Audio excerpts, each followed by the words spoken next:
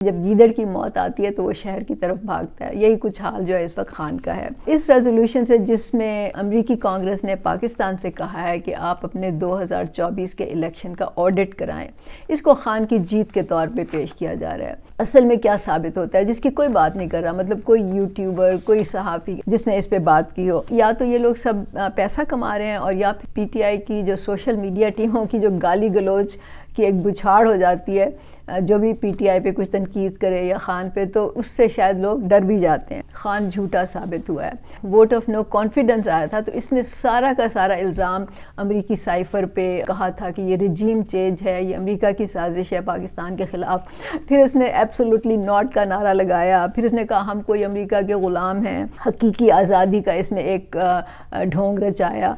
इस रेजोल्यूशन से 1 मिनट में इसके वो सारे दावे जो हैं वो झूठे साबित हो गए। ये खुद झूठा साबित हो गया।